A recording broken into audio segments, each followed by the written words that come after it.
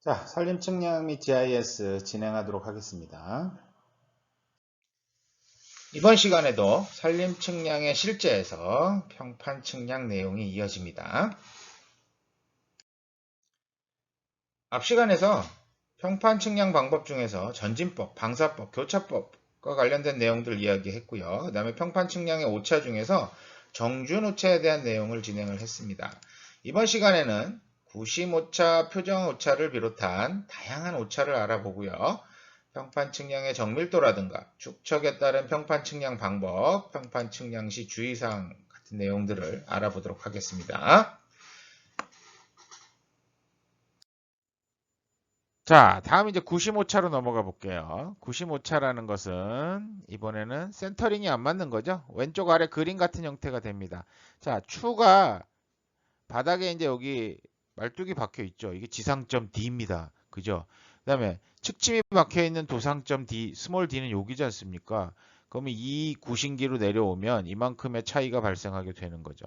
결국 이만큼의 차이가 실제 오차로 되는 거죠. 자, 근데 이제 지상점과 도상점이 정확하게 연직선상에 있지 않기 때문에 도상에 그린 방향선에 생기는 방향 오차를 우리가 95차라고 이야기를 하고요. 축척의 분모수의 100분의 1cm 미만, 즉 500분의 1에서는 5cm, 2000분의 1에서는 축척에서는 20cm까지 95차는 무시해도 좋습니다. 그래서 여러분들이 어떻게 해야 돼요? 500분의 1 정도. 그래서 실제로 대축적도에서는 100분의 1에서 숫자가 작을수록 축척이 커지는 거죠. 자, 1cm가 되므로 그 영향이 크기 때문에 정확하게 구심하는 것이 중요합니다. 그래서 어느 정도면 허용이 되느냐? 그럼 100분의 1은 한 10mm까지는 허용이 되고요. 250분의 1 축척에서는 25mm, 300분의 1은 30mm, 500분의 1은 50mm, 600분의 1은 60mm, 1000분의 1은 100mm 정도 됩니다. 그래서 우리가 100분의 1, 여러분들이 아마 실습할 때 많이 쓰시는 게 150, 300, 500, 600 요 정도 쓸 거예요. 그러면 그 범위 내에서 이만큼 허용 범위 안에 들어가면 큰 문제는 되지 않는다라고 생각을 하지만 다양한 오차들이 복합해서 나타나게 되는 거죠. 자, 모든 오차가 다 없고요. 구심 오차만 발생했다고 그랬을 때는 이 범위 내에서 큰 문제가 되지는 않습니다. 근데 앞에서 이야기했던 오차들이나 뒤에서 이야기할 오차들이 같이 동시에 발생한다. 허용 범위 내에서 괜찮다? 아니죠. 이게 다 모이다 보면 나중에는 오차가 누적이 되겠죠. 그래서 이제 가급적이면 정확하게 구심하는 것이 중요합니다. 자, 그다음에 이제 표정 오차인데요. 표정 오차란 측판의 방위를 정확히 일치시키기 위해서 도상에 그린 방향선에 생기는 오차입니다. 평판의 측량 정도에 가장 큰 영향을 미치는 오차가 바로 이 표정 오차인데요. 측선에 의해 표정하는 경우보다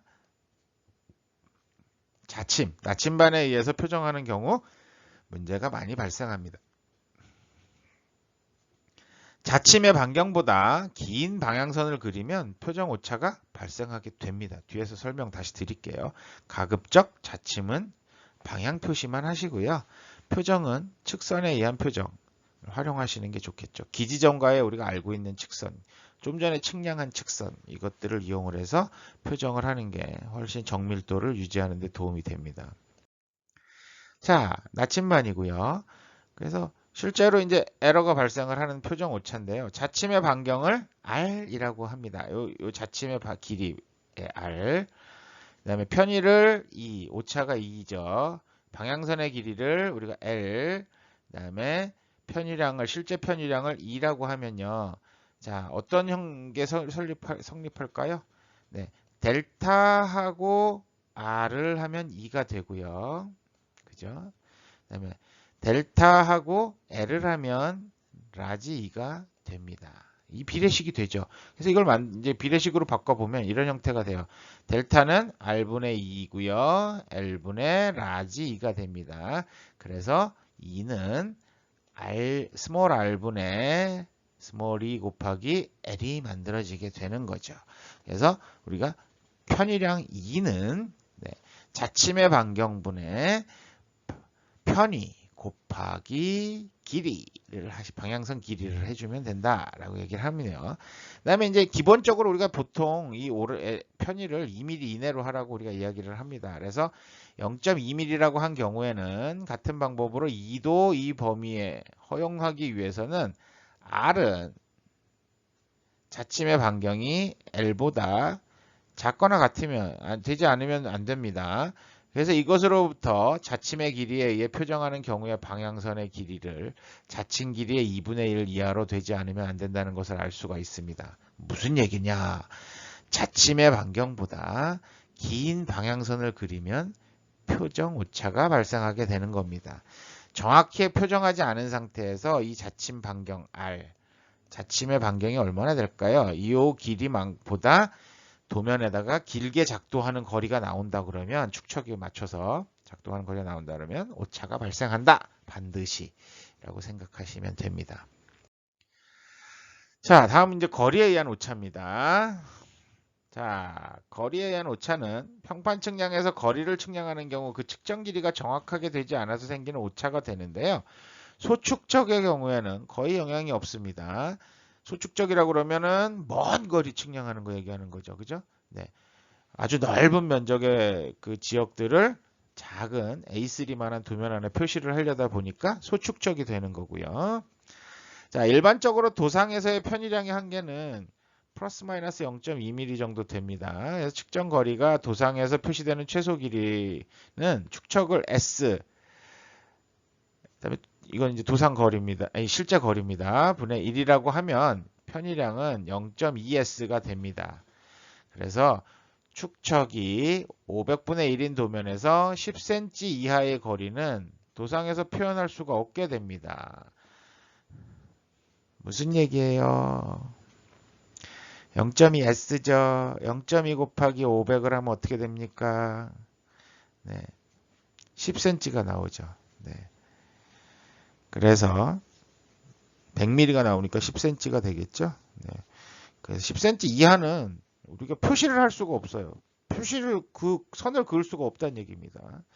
그래서 500분의 1 도면에서는 10cm 단위의 거리 측정이 좋고요. 반드시 테이프 측점에 일치시킬 필요도 없습니다. 무슨 얘기냐면 평판에서 우리가 측량을 하고 있는데 이 구심점에다가 우리가 쭉 줄자를 갖다가 굳이 안 해도 된다고 얘기를 하는 겁니다. 이렇게 와도 한 10cm 정도의 차이는 범위 안에서는 큰 의미가 없다. 그래서 측판 위까지는 그 횡측에서 관측해도 충분하다라고 이야기를 하고 있습니다. 그다음에 이제 기구의 오차 중에 외심 오차를 이야기를 해볼게요. 자, 외심 오차는 뭐냐면요. 우리가 엘리데이드를 세워서 뒤에서 쳐다보면 지금 보시는 왼쪽 아래 그림처럼 보입니다. 자, 여기에 이제 스케일자가 붙어 있을 테고 측침을 세워서 측량을 하죠. 자, 근데 보는 데는 어디예요? 여기서 봅니다. 그러면 피는 꽂아놓고 그리는 데는 오른쪽에 있고요. 그죠? 네, 눈으로 보는 건 왼쪽이니까 이만큼의 차이가 발생하는 거죠. 이 부분이 바로 외심 오차가 됩니다. 그래서 외심 오차는 평판상에 있는 점에서 목표물을 시준해서 방향선을 작동하는 경우에 항상 일정한 방향 오차를 발생시킵니다. 그래서 이 외심 오차 같은 경우는 늘 방향이 같은 방향에서만 발생하는 거죠. 이쪽으로 그러니까 왼쪽으로 작동하는 경우는 없습니다. 그러다 보니까 네, 측침을 항상 오른쪽에 놓고요. 왼쪽에서 보다 보니까 이 오차는 계속 돌아가면서 나중에 어떤 문제가 생겨요? 네, 자연스럽게 다 똑같이 밀려버리는 거죠. 오차가 소거가 가능합니다. 그래서 이건 거의 뭐 그냥 정리가 되는 상황들이 돼요. 그래서 실제로 이제 점피를 시준할 때 도상에서의 방향선 길이를 L이라고 하고요. 엘리데이드의 편신거리를 2라고 하면 사인 세타는 실제로 L분의 2가 됩니다. 그런데 이제 축적이 M분의 1일 때 실제 방향선의 길이 L은 ML이 되는 거죠. 축척 곱하기 거리, 이제 도상거리가 되니까. 그러면 2와 세타는 L에 비하여 미소함으로 세타는 ML분의 2라고 만들 수가 있고요. 도상오차 Q가 L 곱하기 세타이므로 결국은 Q는 M분의 2다. 스케일분의 편신거리 이제 2라고 이야기를 할 수가 있습니다. 근데 이게 우리가 0.2mm보다 작아야 된다고 늘 얘기를 했죠. 그다음에 엘리데드의 폭 2는 27mm입니다. 그래서 외심 오차 영향을 미치지 않은 축척은 S는 0.2분의 27 되겠죠. 그래서 135가 나옵니다. 그러면 어떻게 해요? 우리가 일반적으로 135분의 1 축척을 사용하는 경우는 거의 없습니다. 그죠? 그럼 어떻게 됩니까? 네. 150분의 1 이하는 외심거리에 의한 오차 영향이 없는 걸로 우리가 간주를 하고 오차를 무시하고 사용할 수 있다라고 됩니다. 오차가 무시되는 것 중에 이제 두 번째입니다. 자, 그다음에 이제 시준오차입니다. 시준오차란 엘리데드의 시준공 및 시준 사이 크기에 의한 시준선 방향 오차가 됩니다. 지금 보시는 것처럼 이렇게 어긋날 수도 있고요. 거꾸로 어긋날 수도 있습니다. 이 크기가 지나치게 크면 방향 및 고저의 측량 결과에 오차를 발생하게 됩니다. 그래서 뭐 이 계산하는 공식들은 여러 가지 이제 만들어져요. 그래서 실제로 방향선의 길이는 2 곱하기 시준판의 간격, 아까 270mm였죠. 요 시준판의 간격 270, 예, 요겁니다. 시준판의 간격 분의 D의 제곱, 시준공의 직경 제곱 0.5의 제곱 플러스 F, 시준사의 직경 0.5입니다. 0.5의 제곱 곱하기 에러. 자, 그러면 이렇게 하면 이제 도상의 허용 오차가 아까 0.2라고 우리가 이야기를 할 때 방향선의 길이가 152mm. 그러면 축척에 따른 평판과 측정 간의 실제 거리는 100분의 1일 때 15.2mm, 2m고요. 300분의 1일 땐 45.6m. 그다음에 500분의 1일 땐 76m입니다. 그래서 표준 엘리데드에 의한 방향선은 축척과 관계없이 15cm 이하에서는 오차의 영향을 고려하지 않아도 됩니다. 무슨 얘기냐? 우리가 도면에 작도할 때 그리는 그 라인 선의 길이가 15cm를 넘지 않는다 그러면 큰 문제가 되지 않는다라고 생각을 하시면, 무시가 가능하다. 15cm 이내면 생각하시면 될 것 같아요. 자, 다음 이제 측침 오차입니다. 그 가느디 가는, 여러분들 한 번도 이제 못 꼽아 보셨을 텐데요. 손으로 잘못 꼽다면 이렇게 휘어요. 그 다음에 거꾸로 손에 찔려요. 너무 가늘어서. 그래서 뭔가 단단한 판을 이렇게 판으로 동전 같은 걸로 이렇게 이제 위에서 눌러서 살짝 꽂아줘야 되는데, 이 가느디 가는 측침도 지름을 가지고 있기 때문에 오차를 발생을 시킵니다. 그래서 엘리데이드로 목표물을 시즌하는 경우 이 측침을 엘리데이드 가장자리에 부착된 스케일자에 밀착해서 꼽는데, 문제는 우리가 원하는 중심하고 이 지금 스케일자가 놓이는 자리하고는 측침의 반경만큼 밀려나죠. 그래서 방향선의 오차를 발생시키게 됩니다. 특히 교차법의 경우에는 그 오차가 현저히 나타나는데, 솔직히 이 오차가 그렇게 크지는 않습니다. 그래서 일반적으로 엘리데이드에 부착된 스케일자의 홈을 만들어서 제공을 하고 있어요. 아니면 없으면 우리가 이렇게 아래 그림처럼 만들어서 쓰시면 됩니다. 살짝 파서 반지름에 딱 걸릴 정도로 하면 무시할 수가 있게 됩니다.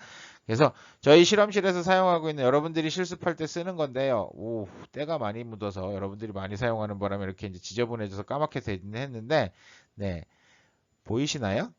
여기도 살짝 파여 있죠? 까맣게 보이긴 하지만 이렇게 파여 있는 게 보입니다. 그래서 오차를 제거할 수 있다라고 생각하시면 됩니다. 자, 다음 이제 이거는 내용이 없던 건데, 이제 제도 오차도 있습니다. 그래서 제도 오차는 시준선을 표시할 때 거리 측정과 제도지의 신축 등에 의한 오차가 많이 발생하게 되는데요. 뭐 솔직히 연필에 의한, 여러분들이 제도할 때 쓰시는 연필을 만약에 뭐 삽이 썼다, 아니면 볼펜을 썼다, 이렇게 해갖고 너무 굵어서 발생하는 오차도 있습니다. 근데 이제 그 부분들이 다 여기에 묶였다고 생각하시면 되고요. 일반적으로는 제도지의 신축에 의한 오차가 큽니다.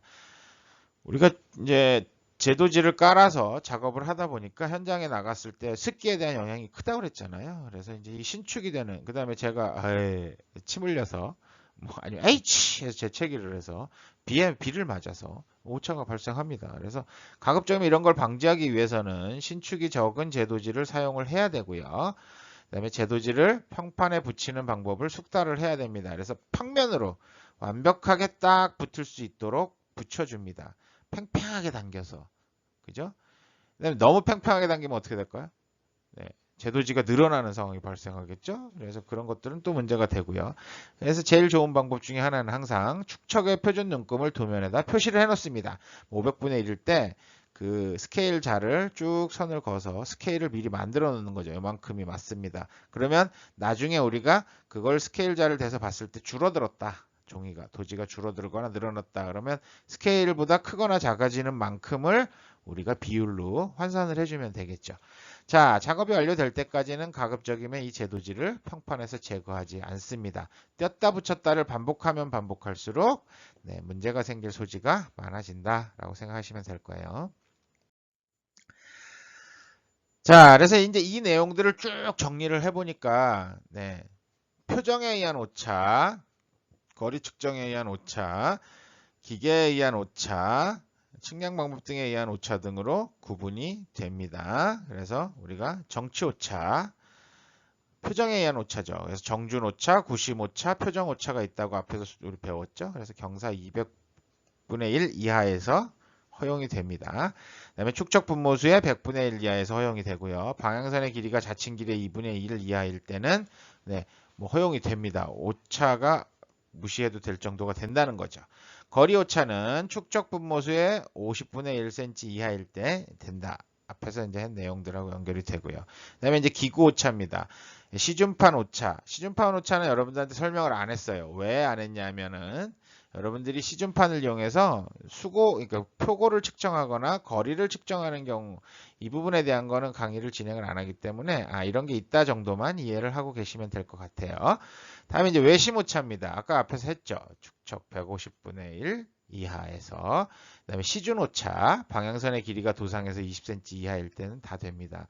측침 오차는 교차 방향각 120도 이하에선 별 문제가 없다.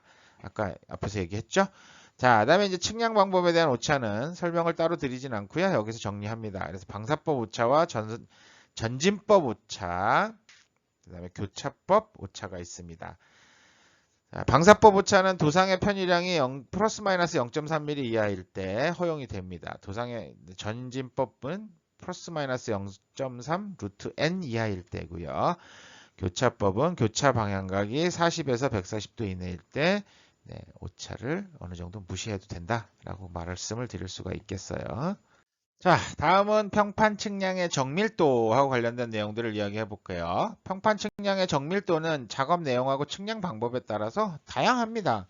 뭐 앞에서도 이제 보다 정밀하게 측량할 수 있는 방법보다 쉽지만 정밀도가 떨어지는 방법들에 대한 이야기들을 했었죠. 사용하는 기계와 측량 방법, 도면의 축척, 지형 등에 따라서 다르기 때문에 한마디로 규정하기는 솔직히 어렵습니다만 거리의 정밀도가 큰 영향을 미칩니다. 근데 거리의 정밀도도 아까 말씀드린 것처럼 10cm 이내는 별 의미도 없다고 얘기를 했잖아요. 그래서 이제 긴 거리를 측정할 때 이제 문제가 되는 거고요. 평판 측량에서 높은 정밀도를 얻기는 곤란합니다. 하지만 숙달 정도에 따라서는 상당한 정밀도를 얻을 이게 말이 됩니까? 말이 되네요. 대부분의 세부 측량에 사용이 됩니다. 무슨 얘기예요? 정밀도를 부정확하다. 예, 측량할 때 좀 부정확하긴 합니다만 예, 측량자의 숙련도에 따라서 상당히 높은 정밀도를 얻을 수도 있습니다. 그러다 보니까 숙련된다고 그러면 숙련이 되면 어느 정도 이상의 수준 이상의 정밀도를 항상 유지가 가능하다 보니까 그 얘기가 되는 거예요. 그래서 보통 기복이 많고 복잡한 지형에서는 300에서 500분의 1 정밀도 굉장히 러프합니다. 그다음에 교회지와 같은 완경사지 같은 데는 500분의 1에서 800분의 1이 정밀도, 장애물이 작은 평탄지는 800분의 1에서 1000분의 1 정도의 정밀도를 유지를 하는 게 가능하다. 이 이상이 된다라고 생각하시면 될 거예요. 자, 그래서 이제 이런 축척에 따른 평판 측량 방법이 있는데요. 그래서 축척, 스케일에 따라서 500분의 1이냐, 2500분의 1이냐, 10,000분의 1까지냐, 뭐 50,000분의 1이냐, 50,000분의 1보다 낮아지냐. 5만 분의 1 이하가 맞는 거죠. 그래서 10만 분의 1, 뭐 이렇게 하는 게 이제 소축적으로 가니까 이하가 됩니다. 측량 방법을 보면요. 500분의 1은 작은 오차에도 큰 영향을 받는, 굉장히 정밀하니까. 측점은 트래버스나 삼각 측량을 활용하게 되고요. 거리 측량은 헝겊줄자를 이용을 합니다. 자, 그다음에 이제 2500분의 1을 측점은 트래버스나 삼각 측량을 활용을 하고요. 거리 측량을 헝겊줄자나 스타디아 측량을 합니다. 그래서 제가 여러분들하고 앞에서 처음에 스타디아 이야기를 잠깐 했었는데요. 뒤에서도 또 나올 겁니다. 자, 그다음에 이제 토목 공사용으로 쓰고요. 2500분의 1 도시건설용 도면 작성 같은 데 활용을 합니다. 그래서 그다음에 이제 2500에서 만분의 1은 측점은 트래버스나 삼각 측량을 진행을 하게 되고요. 보통 도근점은 교차법, 전진법을 사용을 합니다. 그래서 도근점의 밀도가 증가하게 되고요. 도근점에서는 방사법을 사용합니다. 도근점엔 중심적으로 놨을 때 세부 지형짐을 측정할 때 활용을 하게 되죠. 그다음에 이제 만분의 1에서 5만분의 1 같은 경우는 골격 측량입니다. 그래서 삼각 측량을 주로 하고요. 도근점 측량 교차법을 사용을 합니다. 약도법으로 작도를 하게 됩니다. 그다음에 5만분의 1 이하가 되면은 삼각점을 이용해서 후방교차법으로 측점을 정하고 이를 기준으로 작도를 하게 됩니다. 그래서 과거에 우리가 지금 여러분들이 사용하시고 계시는 지적도 같은 경우가 일제시대 때 만들어진 게 지금까지 조금씩 수정되면서 쓰고 있는 형태거든요. 그때 바로 이 평판을 가지고 측점을 어디서 따왔습니까? 네, 일본에서 가지고 옵니다. 대마도를 건너서 부산 오륙도 있죠. 그죠? 꽃피는 동백섬 그 오륙도 그쪽으로 해서 부산으로 들어와서 전국을 측량하는 그런 형태가 됩니다. 그래서 도심은 비교적 잘 맞아요. 왜냐하면 아까 얘기했던 정밀도가 높지 않습니까? 평지 같은 경우 이런 데는. 근데 이제 경사지 같은 경우는 하천이 끼어 있거나 이렇게 이제 거리 측량이 안 되는 지역들에서는 나중에 이제 지적도 한번 다음 지도나 이런 데 네이버 지도에서 지적도를 열어놓고 엎어놓고서 오버레이 시키고서 여러분들 한번 보시면 네, 겹치는 지도들이 되게 많습니다. 지적이. 능선 같은 경우에는 다른 지역과 옆 지역 능선하고 겹치기도 하고요. 아니면 능선의 땅이 빈 공간으로 남아있기도 하고요. 이런 공간들 아직도 많습니다. 지금 계속 디지털화 하면서 지적 측량을 다시 진행하고 있죠. 그래서 이게 다 끝나는데 굉장히 오래 걸린대요. 전국을 다 정리하느라고. 자, 평판 측량 시 주의사항입니다. 자, 주의해야 될 내용들 몇 가지 말씀을 드리는데요. 기준이 되는 모든 점은 도상의 위치를 표시를 합니다. 그래서 뭐 우리가 평판의 장점 중에 하나죠. 네, 뭐 필요한 내용들을 그 도지에다가 다 정리를 해서 표시를 합니다. 그다음에 기준이 되는 점도 다 표시를 하게 되는 거고요. 자, 그다음에 이제 평판에 붙인 도지에 원도로부터의 필요한 기준점을 옮겨 놓습니다.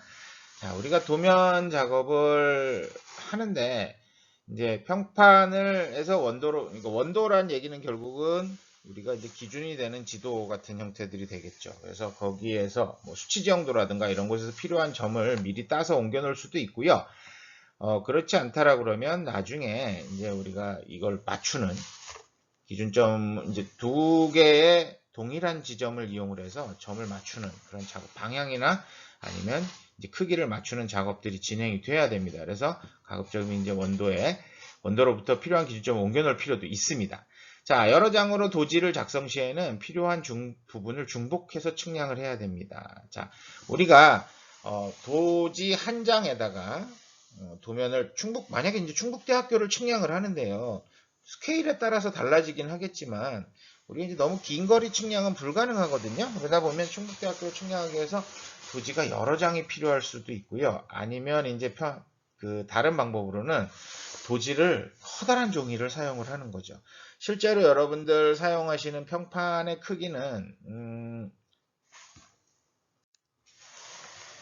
일반적으로 뭐 대형, 중형, 소형 형태로 나눠질 때 보면 보통 한 60 곱하기 50cm나 50 곱하기 40cm나 40 곱하기 30cm 정도 됩니다. 그래서 뭐 A2 사이즈보다 작죠. 그러니까 실제 우리가 이제 그릴 수 있는 면적이 A3보다 조금 더 크게 그릴 수 있다라고 보시면 될 것 같아요.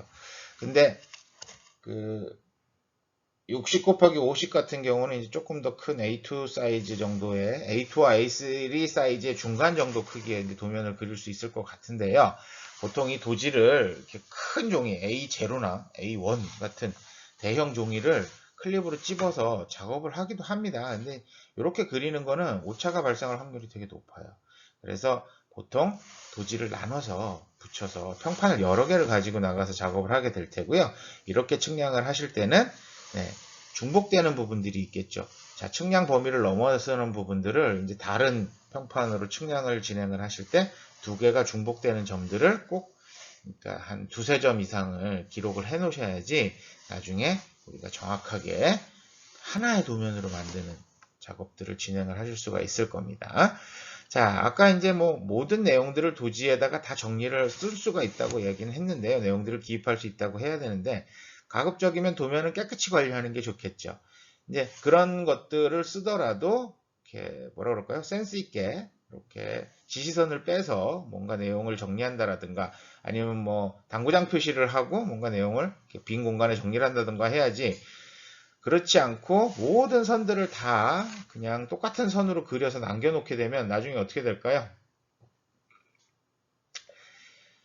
실내에 우리가 들어와서 정리 작업을 할 때 내가 이 선을 어디까지 써야 되는 건지 그려놓은 선이 뭔지 정확히 알 수가 없습니다. 그래서 그런 것들까지도 그러니까 나중에 최종 라인에서는 제거될 선인지 아니면은 이게 최종 라인에서 꼭 필요한 선인지 이런 것들까지도 체크를 해서 표시를 해놓는 게 우리가 들어와서 관리하기가 쉽지 않을까라고 생각이 되네요.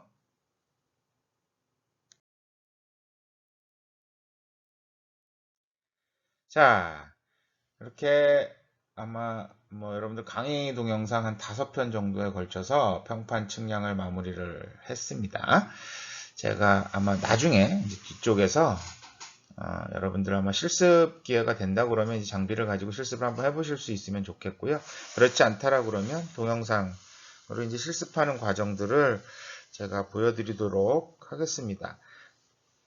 자, 다음 시간부터는 고저 측량에 대한 이야기를 진행을 할 겁니다. 그래서 여러분들 시간 남으시면 뭐 교재라든가 인터넷을 통해서 고저 측량 혹은 수준 측량이 뭔지 기본적으로 예습을 한번 해보시는 것도 좋을 것 같다라고 생각이 됩니다. 자, 감사합니다.